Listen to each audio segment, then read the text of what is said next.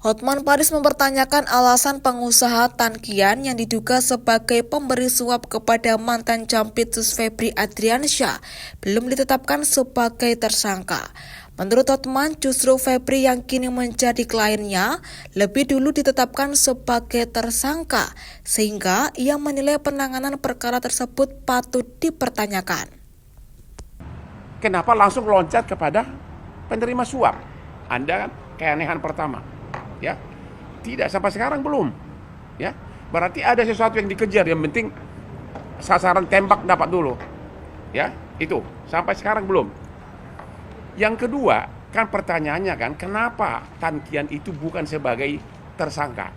Gini loh, kasus dari Asabri itu sudah mulai jauh sebelum Pak Febri jadi Jampitsus. Dia belum Jampitsus waktu itu.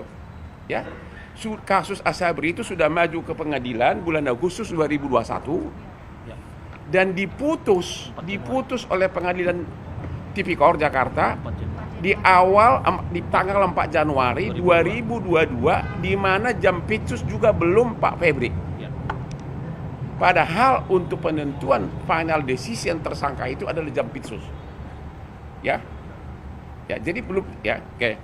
Beliau baru jadi Jampitsus pada tanggal 22 Januari 2022. Itu satu poinnya.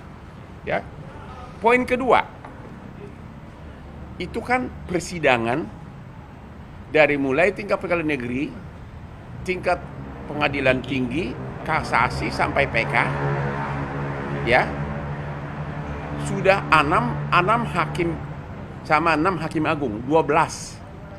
Dan dalam persidangan Tan Kian adalah sebagai saksi fakta.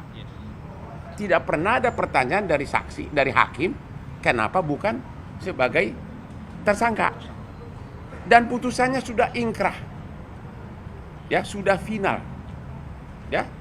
Jadi pada 12 hakim tidak pernah mempersoalkan status daripada Tan Kian sebagai hanya sebagai saksi.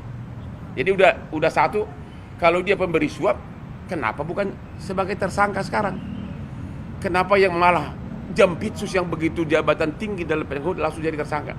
Yang kedua, sidang sampai PK sudah 12 hakim dia pokok perkaranya dia tidak pernah sebagai, tidak ada persoalan mengenai bahwa dia sebagai saksi murni. Oke.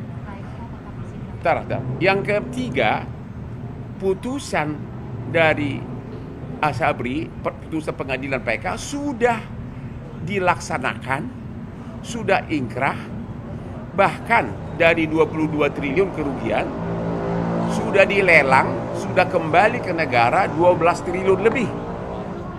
Sudah kembali ke negara 12 triliun lebih. Tidak ada juga pertanyaan soal Tan Kian. Ya. Jadi asetnya bahkan masih banyak lagi yang mau dilelang. Sehingga kalau ada tuduhan bahwa korupsi 22 triliun itu sudah salah total. Karena sudah dilelang, sudah kembali ke kas negara 12 triliun lebih.